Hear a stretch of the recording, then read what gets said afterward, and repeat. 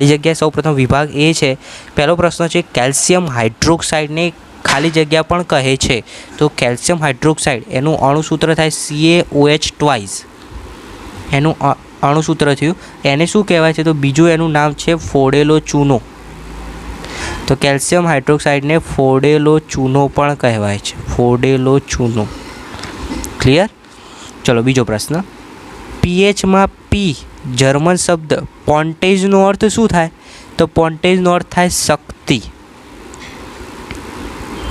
Notebook जे छे तमे जोड़े जोड़े बधा जे हूँ जवाबों तमने कहूँ छूँ लखता रहेजो ने खास आ पेपर तैयार कर देजो एटले पूरेपूरा 80 मांथी 80 मार्क्स तमे इजीली लावी सको। आगळ त्रीजो प्रश्न छे बायोगेस उत्तम बळतण छे कारण के तेमां खाली जग्या टका सुधी मीथेन वायु होय छे। तो तमे जाणो छो कि बायोगेसनो मुख्य घटक छे मीथेन वायु। केटला टका होय छे? तो 75%, 75%, 75%। चौथी खाली जग्या छे पचेलो आहार अने नाना आंतरड़ा द्वारा अभिशोषण पामेल चरबीनुं वहन कोना द्वारा थाय छे?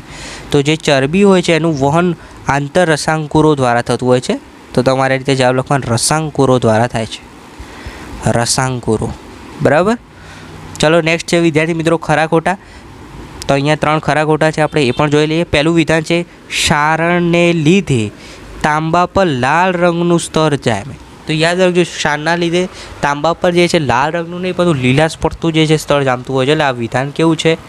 ખોટું છે, ખોટું। બરાબર, પહેલું વિધાન ખોટું છે। चलो बीजो प्रश्न, गोली अरीसानी वक्रता त्रिज्या R तथा केंद्र लंबाई F वच्चे संबंध दर्शावतुं सूत्र F = 2R छे? ना, साचुं सूत्र शुं छे? R = 2F। साचुं सूत्र आ रह्युं छे। तो आ केवुं थयुं? खोटुं। तो आ विधान केवुं छे भाई? खोटुं छे। आ प्रश्न पेपर जे छे ए तमने प्रथम परीक्षा में तो 100% उपयोगी थवानुं ज छे, परंतु आवनारी जे गुजरात बोर्डनी परीक्षा है एमां पण तमने सारा एवा मार्क्स अपावशे। एटले खास आ पेपर जे छे नोटबुक में लखीने तैयार कर देजो। 7मो प्रश्न है शरीरनी समस्थिति अने संतुलन माटे जवाबदार अनुमस्तिष्क छे। हाँ, संतुलन आपणा शरीरनुं अनुमस्तिष्क करे छे। एटले आ विधान केवुं छे? 100% साचुं छे। एटले पहला 2 विधान खोटा छे अने 7मा नंबरनुं विधान जे छे साचुं छे। हवे विद्यार्थी मित्रों MCQ जोईए। पहलो प्रश्न है अपाचाना उपचार माटे कया प्रकारनी दवाओ उपयोगी छे? तो ज्यारे अपचो थाय छे त्यारे एंटासिड दवाओ आपवामां आवे छे। तो अहींया जवाब आवशे ऑप्शन बी, एंटासिड। बराबर, नोटबुक में लखी देजो। चलो बीजो प्रश्न, एक अंतर्गोळ अरीसा वडे मळतुं प्रतिबिंब आभासी, चत्तु अने वस्तु करता मोटું હોય तो वस्तुનું स्थान क्या हशे? तो सिंपल है, वस्तु ए अरीसाना ध्रुव अने मुख्य केंद्र P ની વચ્ચે હશે। અરીસાના ધ્રુવ અને મુખ્ય કેન્દ્રની વચ્ચે, એટલે ઓપ્શન ડી આવશે। 10મા નંબરનો પ્રશ્ન છે નીચેનામાંથી કોણ આહાર શૃંખલાનું નિર્માણ કરે છે? તો આહાર શૃંખલાનું નિર્માણ અહીંયા જુઓ, ઘાસ જે બકરી જે છે એ શું ખાય? ઘાસ ખાય, અને માનવ જે છે બકરી ખાય। એટલે અહીંયા આખી આહાર શૃંખલા રચાશે, એટલે ઘાસ, બકરી અને માનવ। બાકીના તમે બીજા ઓપ્શન વાંચશો તો એમાં જે છે આહાર શૃંખલા રચાતી નથી, એટલે સાચો ઓપ્શન આવશે એ, ઘાસ, બકરી અને માનવ। ત્યારબાદ વિદ્યાર્થી મિત્રો જે જોડકું આપ્યું છે ખાસ ધ્યાન રાખજો। વિદ્યુત કોષનું પહેલાં તો એની જે સંજ્ઞા છે એ શું થશે? તો વિદ્યુત કોષની સંજ્ઞા આપણે અહીંયા તમે સ્ક્રીન ઉપર જોઈ શકો છો, જે અહીંયા પ્લસ માઇનસ વાળી C નંબરની છે એ થશે, એટલે પહેલામાં C આવે। ત્યારબાદ બીજું જુઓ વિદ્યુત બલ્બ, તો વિદ્યુત બલ્બ માટે બીજા નંબરની જે આકૃતિ એ આવશે, એટલે C પછી B અને અવરોધની A, એટલે CBA હોય એવો ઓપ્શન શોધવાનો છે। તો એવો ઓપ્શન છે ઓપ્શન નંબર B, CBA દર્શાવે છે, એટલે અહીંયા સાચો જવાબ આવશે ઓપ્શન B। બરાબર, એકદમ સહેલું છે વિદ્યાર્થી મિત્રો। હવે નેક્સ્ટ છે 12મા નંબરનો જે પ્રશ્ન છે, 12 થી 16 5 પ્રશ્નો આપેલા છે। એક વાક્યમાં પ્રશ્નોના જવાબ આપવાના છે, દરેક પ્રશ્નના 1-1 માર્ક્સ છે। પહેલો પ્રશ્ન છે જઠર ગ્રંથિના કયા સ્ત્રાવને લીધે જઠરના આંતરિક અસ્તરને HCl સામે રક્ષણ મળે છે? તો કયા સ્ત્રાવને લીધે? તો શ્લેષ્મના લીધે। શ્લેષ્મ સ્ત્રાવ, કયો સ્ત્રાવ હશે ભાઈ? શ્લેષ્મ। ખાસ યાદ રાખજો, નોટબુકમાં લખી દેજો અને તૈયાર કરી દેજો, જેથી પરીક્ષામાં તમને તકલીફ ન પડે। પછી વિદ્યુત અવરોધકતાનો SI એકમ લખો, તો વિદ્યુત અવરોધકતાનો SI એકમ શું છે? ઓમ ઇન્ટુ મીટર। અને અવરોધ કહે તો ખાલી ઓમ, અને અવરોધકતા કહે તો ઓમ ઇન્ટુ મીટર। પવન ઉર્જા મેળવવા ટર્બાઇનની જરૂરી ગતિ ચાલુ રાખવા પવનની ગતિ કેટલી હોવી જોઈએ? તો પવનની ગતિ 15 કિલોમીટર પર અવર હોવી જોઈએ. 15 કિલોમીટર પર અવર. યાદ રાખજો, મોસ્ટ ટાઈમ બી પ્રશ્ન છે, બોર્ડની પરીક્ષામાં પણ આ પ્રશ્ન પૂછાય છે.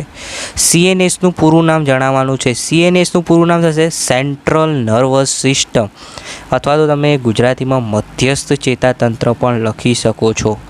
સેન્ટ્રલ નર્વસ સિસ્ટમ, મધ્યસ્થ ચેતાતંત્ર. 16મો પ્રશ્ન છે, ન્યુટન તંત્રમાં ઉર્જા એટલે કે શક્તિનો મુખ્ય સ્ત્રોત કયો છે? તો મુખ્ય સ્ત્રોત શું આવશે? સૂર્ય. તો આ તો વિદ્યાર્થી મિત્રો વિભાગ એ તમે ઇઝીલી અહીંયા પૂરેપૂરા 16માંથી 16 માર્ક્સ લાવી શકો છો. અને જ્યારે તમારું ગુજરાત બોર્ડનું પેપર 100 માર્ક્સનું હોય છે ને, ત્યારે વિભાગ એ જે છે એ 24 માર્ક્સનું થઈ જશે. આ ખાસ ધ્યાન રાખજો. હવે વિદ્યાર્થી મિત્રો મોસ્ટ ટાઈમ બી વિભાગ બી જે છે, જેની અંદર 2 ગુણના પ્રશ્નો છે, જેમાંથી તમારે 10 પ્રશ્નો લખવાના છે. 2 ગુણના 10 પ્રશ્નો, એટલે તમને પૂરેપૂરા 20 માર્ક્સ તમે ઇઝીલી લાવી શકો. એટલે પહેલાં 16 અને આ બીજા 2 ગુણના, આટલું કરશો તો બી તમારે અહીંયા 36 માર્ક્સ થઈ જશે 80માંથી. બરાબર છે. તો ખાસ આ 2 ગુણના પ્રશ્નો પહેલાં તો નોટબુકમાં લખી દો. બરાબર છે. જોઈ લો. 17મો પહેલો પ્રશ્ન છે, ગ્રાણ કેન્દ્રીય સૂચક એટલે શું? ઉદાહરણ આપી સમજાવો. પછી 18મા નંબરનો જે પ્રશ્ન છે ને, એ અથવામાં છે. જમીનમાં pHનું મહત્ત્વ સમજાવો. જો એ પ્રશ્ન ન લખવો તો એની અથવામાં જે રાસાયણિક સમીકરણનો પ્રશ્ન છે, જો શું કીધું છે? સંયોગીકરણ પ્રક્રિયા એટલે શું? કોઈ એક પ્રક્રિયા સમીકરણ દ્વારા સંયોગીકરણ પ્રક્રિયા સમજાવવાની છે. 2 ગુણનો પ્રશ્ન છે, એટલે 4 મુદ્દા તમારે લખી દેવાના. ત્યારબાદ આગળનો પ્રશ્ન છે, પ્રકાશ સંશ્લેષણ પ્રક્રિયા દરમિયાન થતી ઘટનાઓ લખો. 20મો પ્રશ્ન છે, મનુષ્યના શ્વસન તંત્રના કોઈ પણ 4 અવયવોના નામ. તો સિમ્પલ શ્વસન તંત્રના 4 અવયવોના નામ લખવાના છે. ફેફસું છે, બરાબર છે, પછી શ્વાસનળી, એવી રીતે 4 નામ લખી દેવાના. હવે જે 21મો પ્રશ્ન છે ને, એ અથવામાં છે, એટલે 2માંથી કોઈ પણ એક પ્રશ્ન તમે લખી શકશો. જેની અંદર ઉપરનો પ્રશ્ન જુઓ, શું કીધું છે? વૃદ્ધિ પ્રેરક અંતઃસ્ત્રાવના નામ લખી કોઈ એકનું વર્ણન કરો.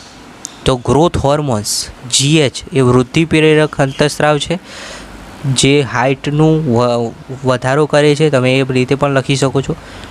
પછી શુક્રપિંડમાં ઉત્પન્ન થતા અંતઃસ્ત્રાવનું નામ આપી તેનું કાર્ય વર્ણવો. તો શુક્રપિંડ જે છે એની અંદર કયો અંતઃસ્ત્રાવ ઉત્પન્ન થાય છે? તો જવાબ આવશે ટેસ્ટોસ્ટેરોન.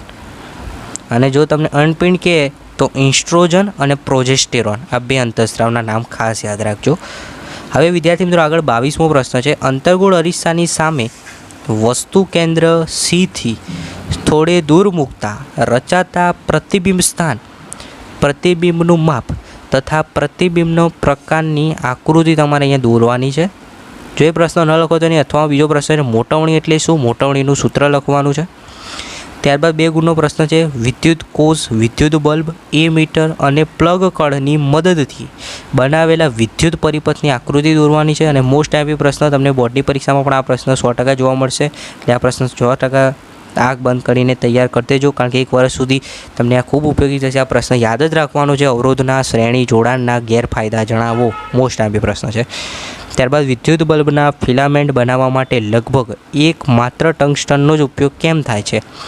અને ત્યારબાદ મોસ્ટ ટાઈમ પ્રશ્ન. આ 2 પ્રશ્નો તૈયાર કરી દેજો, કારણ કે તમે પ્રથમ પરીક્ષામાં તો પૂછાવાનું જ છે, પરંતુ જે આવનારી દ્વિતીય પરીક્ષા છે અને ગુજરાત બોર્ડની પરીક્ષા છે, એમાં પણ આ પ્રશ્ન 100% હશે.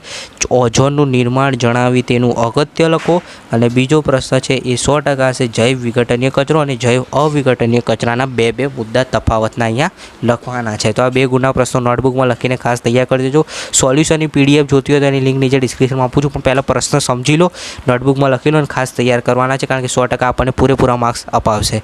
વિભાગ Cની વાત કરું તો વિભાગ Cની અંદર 3 ગુણના 8 પ્રશ્નો લખવાના છે, એટલે 24 માર્ક્સ તમને વિભાગ Cમાંથી મળી જશે. પહેલો પ્રશ્ન છે, કેલ્શિયમ કાર્બોનેટને ગરમ કરતા નિપજ તરીકે શું મળશે? એ તમારે જણાવવાનું. પછી આ પ્રક્રિયાનું સમીકરણ લખવાનું અને આ પ્રક્રિયા કયા પ્રકારની છે તે લખવાનું. પછી બીજો પ્રશ્ન છે, ખોરાપણું એટલે શું? તેને અટકાવવા શું કરી શકાય? એ જણાવવાનું છે તમારે. વિષમપોષી એટલે શું? સમજાવો. અને જે 29મો પ્રશ્ન છે એ અથવામાં છે. 2માંથી કોઈ પણ એક પ્રશ્ન લખવાનો છે. બંને પ્રશ્નો ખાસ તૈયાર કરી દેજો. મનુષ્યમાં અંતઃસ્ત્રાવના અસંતુલનથી થતી ખામીઓ સમજાવો. અને જો એ પ્રશ્ન ન લખવો હોય તો બીજો પ્રશ્ન છે, પરાવર્તી કમાનની આકૃતિ દોરવાની છે. ખાલી નામ નિર્દેશનવાળી ફક્ત અને ફક્ત આકૃતિ દોરવાની છે. ત્યારબાદ મોસ્ટ ટાઈમ પ્રશ્ન છે, જલવાહક પેશી અને અનુવાહક પેશીનો તફાવત. 3 મુદ્દા લખવાના છે, કારણ કે 6 માર્ક્સનો આ પ્રશ્ન છે. ઓહમનો નિયમ પણ તમને અહીંયા પૂછી શકે છે જો તમારે વિદ્યુતવાળું ચેપ્ટર હોય તો. ગોલી અરીસા માટેની નવી કાર્ટેશિયન સંજ્ઞા પદ્ધતિ વર્ણવો. લેન્સના પાવર પી વિશે સમજૂતી આપવાની છે. લેન્સના પાવરનો અહીંયા ટોકનો જ લખવાની છે. 3 માર્ક્સનું પ્રશ્ન છે એટલે 6 માર્ક્સ તમારે લખવા પડે. અને બીજો પ્રશ્ન છે જે અથવામાં છે, અવરોધનું શ્રેણી જોડાણ માટે સમતુલ્ય અવરોધનું સૂત્ર તારવો. મોસ્ટ ટાઈમ પ્રશ્ન છે. શ્રેણી જોડાણ અને સમાંતર જોડાણ બંને પ્રશ્નો અત્યારે જ તૈયાર કરી દેજો, કારણ કે તમને 3 પરીક્ષા, પ્રથમ વાર્ષિક પરીક્ષા એટલે કે હવે જે આવે છે આ, અને હવે આગળ આવશે ફેબ્રુઆરી કે માર્ચ મહિનામાં દ્વિતીય વાર્ષિક પરીક્ષા અને છેલ્લે ગુજરાત બોર્ડની પરીક્ષા. 3 પરીક્ષા તમારા માટે ખૂબ ઉપયોગી છે અને ત્રણેય પરીક્ષામાં આ પ્રશ્નો તમને 100% જોવા મળશે. શ્રેણી જોડાણ લખેલું હોય કાં તો પછી સમાંતર જોડાણ માટે સમતુલ્ય અવરોધનું સૂત્ર તારવો. 100% પૂછાશે અને પ્રથમ પરીક્ષામાં પણ પૂછાશે. જોઈ લો, આ લખ્યું અથવામાં છે એટલે બેમાંથી તમને જે એક લખવું એ લખવાનું. અને ત્યારબાદ 34મો મોસ્ટ ટાઈમ પ્રશ્ન છે, સૌર કુકર વિશે ટૂંક નોંધ લખો. હવે વિદ્યાર્થી મિત્રો વિભાગ ડી એટલે કે 4 ગુણનો પ્રશ્ન.